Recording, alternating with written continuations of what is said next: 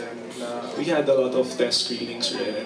From there, we picked up a lot of points na mga improvements sa story, sa execution, pati sa market. Okay. Kung papalabasan namin. Yun. Sino magdadagdag? Miss Nat, gusto mong magdagdag? The producer lang naman tinanong mo, no? Actually, I just go ahead, direct. To add to yung sinabi ni Jello. Totoo yun. I think this movie is really designed to be enjoyed in the cinema. Kasi like last time, nung nakapanood kami sa BGC, no? Ganda nung Naka-Atmos. Naka-Atmos doon, no? Tapos yung Dolby, iba talaga yung experience eh. If you, kapag nasa cinema ka. Ngayon nga nararamdaman namin. Charot lang mayroong ano. Hindi, ganun. Ang ganda talaga. Technically, yun, ang galing ng SQ Film Lab. Okay, Miss Nat. Okay na? The difference of Silong with other thriller. Ayan, sige, we'd like to hear from our other director. Hi. Well, what makes it really different is that there's a certain way that Filipinos tell a love story, especially on film, and it's something that has become sort of a tradition. There's certain expectations, and while we were talking about it, while I was writing the script, definitely one of my goals really was to address things that aren't really talked about. A lot of the relationships that happen on film and on television are very clean.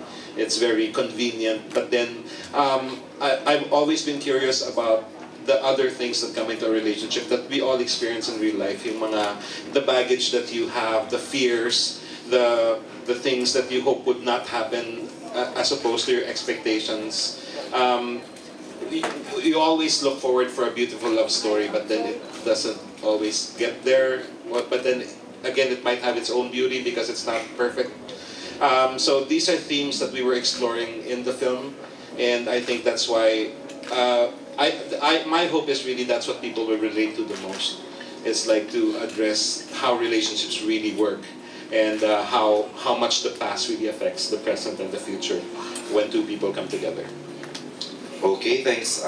You'd like direct? I think what's different about this movie is how we will take the judging from the feedback we've been getting after the audience has seen it sa Cinemalaya, sa press screenings namin, and other private screenings that we held.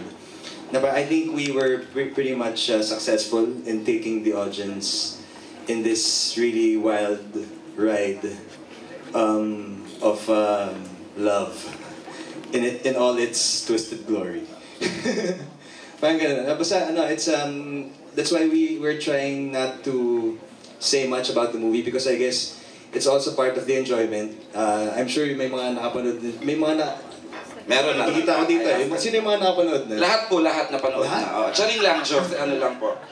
Yeah, so I guess the ones who were able to see the movie is, I guess they will agree with me na parang the less you know about the movie, the more you will enjoy it. So, yeah. Okay, bagong question. Miss Nat, okay na po? Ayan. Bago bigay ang mic kay Miss Josephine, why do directors, Direct Jeff, Direct Roy, bakit hindi nilang siya o hindi ikaw? Bakit kailangan dalawa? Sorry, paanong distribution ng... Kasi ganito yun, nung inisip namin itong silong na to,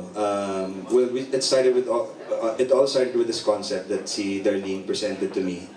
And then, sabi niya, I have this friend, Roy, in Iloilo.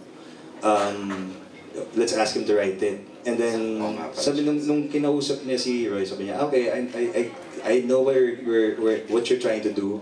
I have this other material that I think fits the same mold. Na parang two characters, one house, a twisted story that we wanted. So it had the same feel. And that eventually became Silong. And then yun nga, when we were developing it, si Roy expressed his desire to also be a director. So sabi ko, sige, sure, let's go direct this one. Ilonggo ba ang silong? Ano ba yung word na yung silong? Actually, hindi alam ko naman. Actually, it's interesting because silong is a Tagalog word. And it's also an Ilonggo word and it's also a Bisaya word. But then the meaning is a variation. Ayan. Interesting ha? Oh, right. Sige. So actually, a lot of people said that they were wondering why